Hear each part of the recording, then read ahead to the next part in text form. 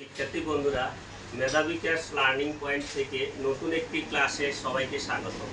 বন্ধুরা, যারা ইংরেজি রিডিং ও রাইটিংয়ে দুর্বল আছো তাদের জন্য আজকে এখানে একটি ফরম্যাট লিখেছি, যে ফরম্যাটটি অনুশীলনের মাধ্যমে অনেকগুলো সেন্টেন্স তৈরি করতে পারবে। শিক্ষার্থী বন্ধুরা, আমরা আজকে এই ফরম্যাটটি এখন আলোচনা করব। ফরম্যাটটি হচ্ছে আই কুড স্পিক, আমি কথা বলতে পারতাম। উই কুড স্পিক, আমরা কথা বলতে পারতাম। ইউ কুড স্পিক, তুমি কথা বলতে পারতে। ইউ কুড স্পিক, তোমরা কথা বলতে পারতে। দে কুড স্পিক, তারা কথা বলতে পারত। হি কুড স্পিক, সে কথা বলতে পারত। শি কুড স্পিক, সে কথা বলতে পারত। ইট কুড স্পিক, ইহা কথা বলতে পারত। করিম কুড স্পিক, করিম কথা বলতে পারত। মিনা কুড স্পিক, মিনা কথা বলতে পারত। শিক্ষার্থী বন্ধুরা, এই ফরম্যাটটি অনুশীলন করার পর আমরা এই স্পিকের পরিবর্তে যদি স্ট্যান্ড ব্যবহার করি, স্ট্যান্ড, আমরা যদি এখানে স্ট্যান্ড বসাই, তখন এই ফরম্যাট থেকে আমরা আরও 10টি সেন্টেন্স অনুশীলন করতে পারবো। আই কুড স্ট্যান্ড, আমি দাঁড়াতে পারতাম। উই কুড স্ট্যান্ড, আমরা দাঁড়াতে পারতাম।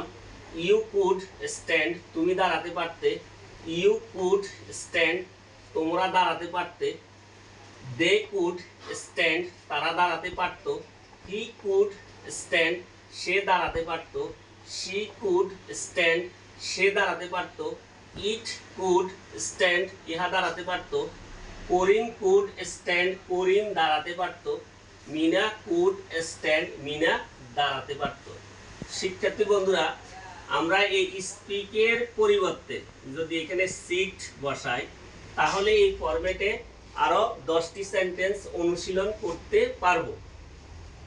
আই কুড সিট, আমি বসতে পারতাম।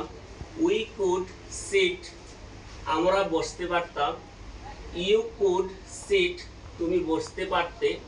ইউ কুড সিট, তোমরা বসতে পারতে। দে কুড সিট, তারা বসতে পারত। হি কুড সিট, সে বসতে পারত। শি কুড সিট, সে বসতে পারত। ইট কুড সিট, ইহা বসতে পারত। করিম কুড সিট, করিম বসতে পারত। মিনা কুড সিট, মিনা বসতে পারত। শিক্ষার্থী বন্ধুরা, আমরা এই স্পিকের পরিবর্তে যদি রিড ব্যবহার করি, রিড, তাহলে এই ফরম্যাট থেকে আরো নতুনভাবে 10টি সেন্টেন্স অনুশীলন করতে পারবো। আই কুড রিড, আমি পড়তে পারতাম। উই কুড রিড, আমরা পড়তে পারতাম। ইউ কুড রিড, তুমি পড়তে পারতে। ইউ কুড রিড, তোমরা পড়তে পারতে।